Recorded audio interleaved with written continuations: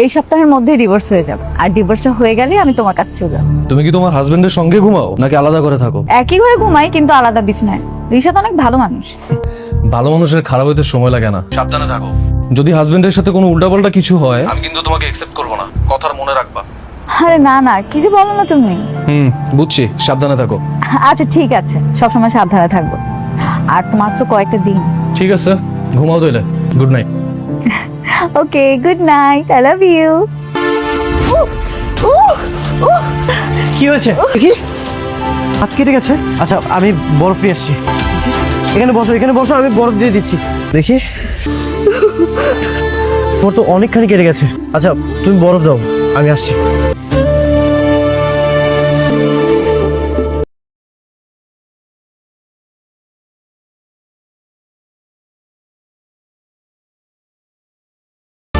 দেখছো তোমার হাজবেন্ড কিভাবে তাকিয়ে আছে?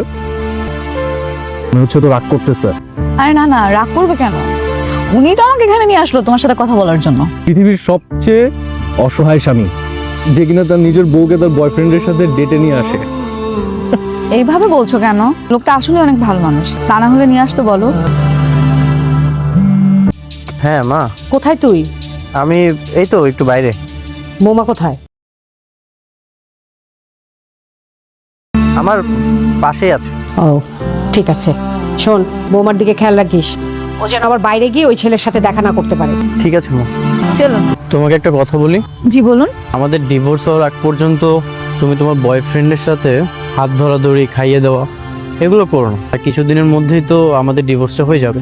এই তো 2 দিন বা 3 দিন, এগুলো না করলে খুশি হব আপনি কি জেলাস? আপনার হিংসা হচ্ছে তাই না? না। এমনি বললাম, ডিভোর্স হয়ে যাওয়ার পরে যা ইচ্ছা করো, কোনো সমস্যা নেই। আম সরি, আপনি কি রাগ করলেন?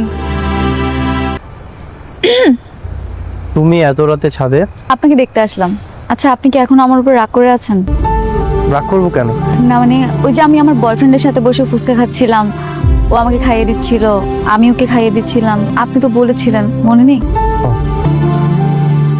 ভালো কথা, উকিল ফোন দিয়েছিল, আগামীকাল যেতে বলেছে, আমাদের ডিভোর্স হয়ে যাবে। ঠিক আছে। কাল আমি নয়নকে বিয়ে করছি। আপনি কি আমাদের বিয়েতে থাকবেন? না। আপনি কি আমাকে মিস করবেন? আপনার চেহারা দেখে মনে হচ্ছে আমি চলে যাবো, এটা শুনে আপনি খুব কষ্ট পেয়েছেন। আমি কেন কষ্ট পাবো? আমি তো তোমার ভালোবাসার মানুষের কাছে পৌঁছে দেওয়ার ব্যবস্থা করলাম। তা ঠিক, আমি আপনার কথা সারা জীবন মনে রাখবো। আপনি অনেক ভালো মানুষ। আগামীকাল চলে যাচ্ছ? সাইন করুন।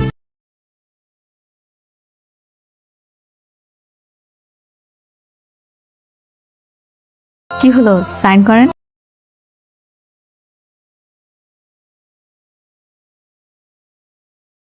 তুমি সবসময় ভালো থেকো। যদি কখনো কোনো প্রয়োজন হয় আমাকে জানিও। তোমার সামান্য উপকার করতে পারলেও আমার খুব ভালো লাগবে। আমি চাই আমাদের মধ্যে বন্ধুত্ব সম্পর্কটা থাকুক। আপনি বিয়ের পর থেকে আমার যা যা উপকার করেছেন সেটা ঋণী আমি কখনো শোধ করতে পারবো না। তারপরে আবার উপকার করতে চান? শোধ করতে হবে না। বিচ্ছেদ হয়ে গেলেও আমি তো বললাম, আমি চাই আমাদের মধ্যে বন্ধুত্ব সম্পর্কটা থাকুক। আচ্ছা আসি, আমি এখান থেকে সরাসরি কাজে অফিসে যাব, ওকে বিয়ে করবেন। ভালো থাকবেন, আল্লাহ হাফেজ।